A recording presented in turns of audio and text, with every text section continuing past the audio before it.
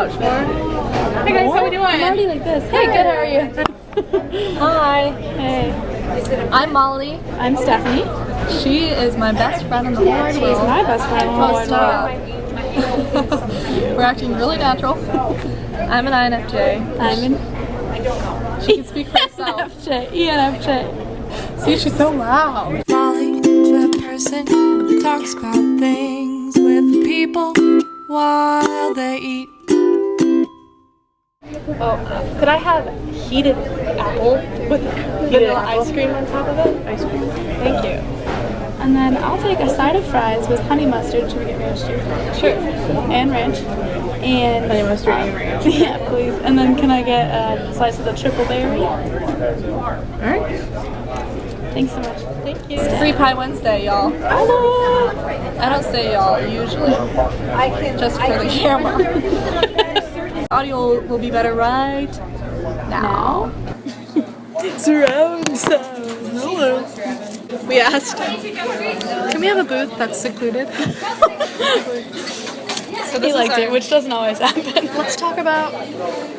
Should we talk about us? Let's talk about us. Okay, we've been friends since we were 7 years old, and we're not trying to prove our friendship or anything. I'm saying that because I kind of feel like we are. Like we're the best friends.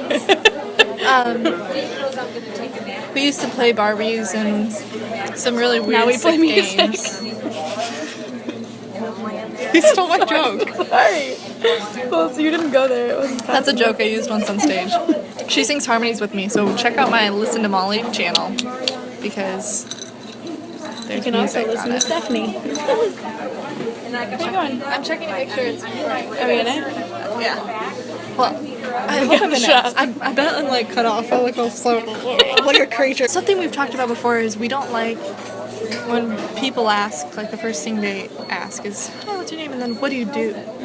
What do you like when people ask? Or what do you ask people? Well, I ask people to tell them. Well, okay. So sometimes I'll say, "What's your story?" But then a lot of times people will be like, "What does that mean?" So then I ask, like, "What's important to know about you?" Is what I ask, because I think that we're too focused on like careers and defining ourselves by it, and people are way more than that. And then people retire, and I feel like a lot of people have problems when they retire because they don't know who they are anymore because they've been defined by their career and then they don't have it. And it's not all that you are, what you do. There's so much more to you, and you can switch what you do and still be who you are. What do you do? I do serving and bartending right now to pay for school. And should I talk to the camera or to you? And I'm going to school for rehabilitation and mental health counseling. That's what I do. It's a party over here. I already knew that, so I didn't have to listen. She didn't really pay attention. That's true. How did you get into counseling? Well, so I went to school for theater, and then I acted for 6 months, and then I was like super unfulfilled by it, and I felt empty inside. And so then I was like, I need to like reevaluate what brought me to theater and why I liked it, and what I really need to do to feel satisfied in my life and feel like I'm making a difference, because it didn't feel like hands-on enough for me for the kind of influence I wanted to have in the world, I guess. And Molly, like my whole life, has been telling me to be a counselor. Not like telling me to do it, but that like you'd be the best counselor. And I really don't know if I would have like come to it if you hadn't mentioned it so much enough for it to like for me to internalize it. Yeah, and so then when I was like, I don't know, I'd always thought about further education too, and so I was just looking into programs, and then I talked to a professor from college too who I really respected, and I talked to him about that and asked him some things about the program that he went through that was also, it was actually the exact same program I'm in right now, and then I applied. She went for it with her whole heart. And it's funny, we've had discussions about passion, and I've always felt very passionate about theater, and she was like, I don't know if I feel that passionate about theater that you so describe. And then I remember one time you came to an epiphany, you're like, my passion is people. Mm-hmm. Right? Yeah. Which I thought was so cool. And so she's like doing exactly what is best for having a passion with people. It's just helping people thrive and inspiring people. That's the idea anyway. It's so cool. And then my passion's like, watch me. No, it is not, I because know. you're doing the same thing. I know, but it's Just like a different way. Like you like to see it directly, maybe? Or Yeah, I think it's just like, because I felt like I was making a difference when I was teaching too, like when I taught music and dance and stuff to like kids. I felt like I was making a difference in a really good place in someone's life to make a difference, you know, so they can develop differently. But it was kind of this like indirect way where it was like maybe they'll be inspired by the art we're making together into doing this, whereas this is more like directly helping people kind of like process even that kind of stuff, you know. But because I think a lot of people can be confronted with those kinds of experiences and not process them in a way that can actually help them. Do you know what I mean? Yeah. So in this way I could do kind of both, I guess. Let's describe our friendship. Okay. That too seems so like Brad.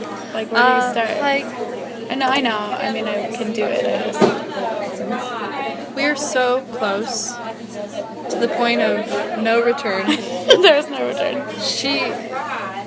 It sometimes feels like we know each other more than we know ourselves, sort of thing. You know? Like, it's like we can tell each other how they're feeling. Or I think I'm resistant to it sometimes, but it's true. Like, I don't like to admit it all the time because I like to think that I know myself really well. But Same. But I do think you know me better than me. Yeah. Yeah. And then I'll try and throw you a curveball. I'm like, or I do. You'll be like, I'm like, yeah. Wait, what do you mean? Like, I'll be like, for me, I'll be like, Like you'll do something that I... well, sometimes I'm like this. And you're like, you know what I'm saying? Kind of, yeah. I can think of an example, but I can think of a feeling. What example? No, I can't think of an example, but I can feeling. think of a feeling. Yeah, that's not helpful to this audience. Sorry, She thought it was funny. She's having a great time. I am aware of, like intellectually, but not usually when it's happening, is that a lot of people will comment that when they're around us, it's like we have a different language, or like that we're so in tune and they feel like Left they're out. in another world. They either feel left out or like we're judging them.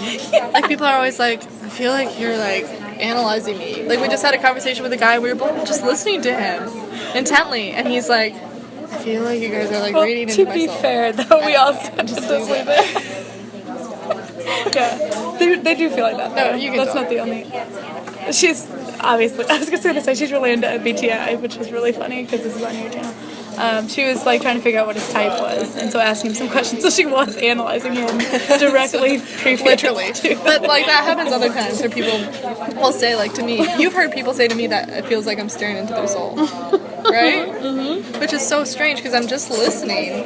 Yeah. Or ordering my Used to it, food. though. Ordering. You have really good memory for interactions and like things people told you. Things people how you say. told them. Yeah, I do You not. say something to me, I won't forget it and I won't drop it. You know Unless how you're people con- say like people won't remember what you say, but they'll remember how you made them feel. She remembers both, so watch out. But I won't remember your name or your face unless you're a close friend. Or where you met them. Or yeah, the places that I go on a daily. What signs I drive Where your by. phone is. Where your driver's license is. Where my babysitting checks are. Oh guys, this is great. Check this out. Right in time, they're deciding to like sort through the silverware. It's like It's like they knew. Oh, our food has arrived. thank you. Yay! Thanks. We're recording a video for our famous vlog. So you're gonna be the waitress voice in the vlog. Oh boy. And hands, perhaps. Do you think she likes it? Oh, I'm so sorry. That was my elbow. Oh, here, I'll show you the people. Would you describe me as patient? And would you describe yourself as patient? Why, what, where, when, I who? would describe myself as patient in almost every situation. I don't know that I would describe you the same way in a lot of situations. But in some situations you are. I don't know, I'm trying to think of examples because I think that's what you wanted next. Like, with yourself, I don't think you're necessarily very patient. And with, like facts of life kind of things, you're definitely not very patient. What do you mean facts of life? Like, getting your car fixed, for example. And, like, the fact that they didn't, like, call you right away. Or, like, with having to get like internet stuff done. You know what I mean? Like things that you just kind of like checklists kind of that you have to get knocked off. Yeah. I feel like if those things take time, that's something that doesn't jive well with you, and I don't blame you for that. But I feel like it's particularly strong for you. I feel like other than that though, I think that you're patient. You're very like understanding, and I think that's where your patience comes from with other people. You know, like I love that you don't expect people to know things, or if people don't know things, you don't like treat them like they should have known them. And that's been something that you've helped me with, like that I look at people differently in that way now.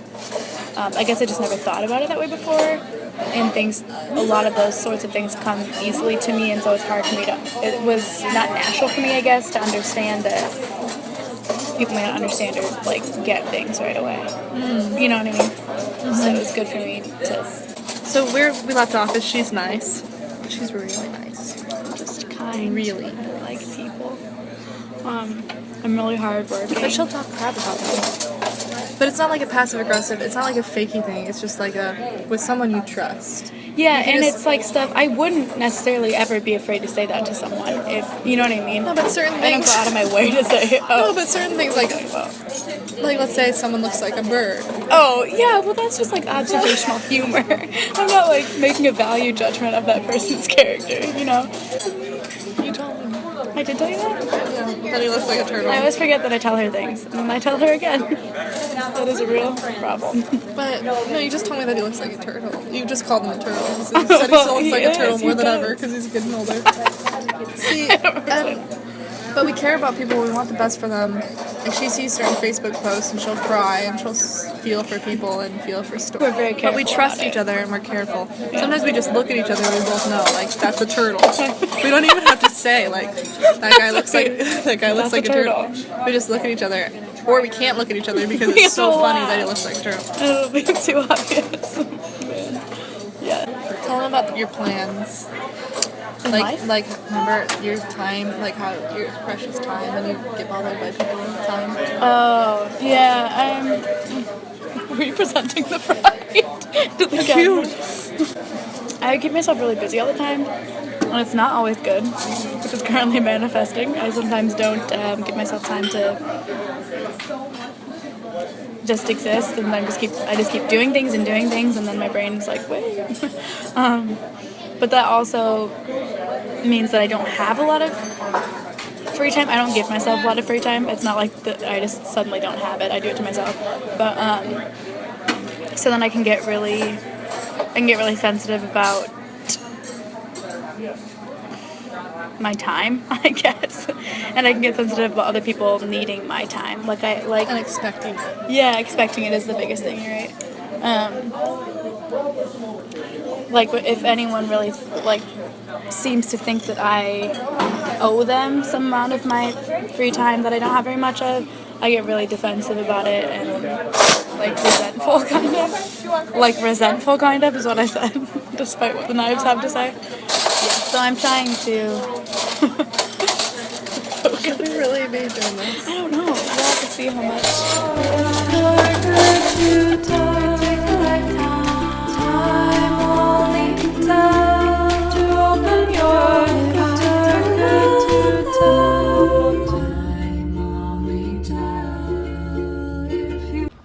And Subway is closing. We can't get a sandwich now.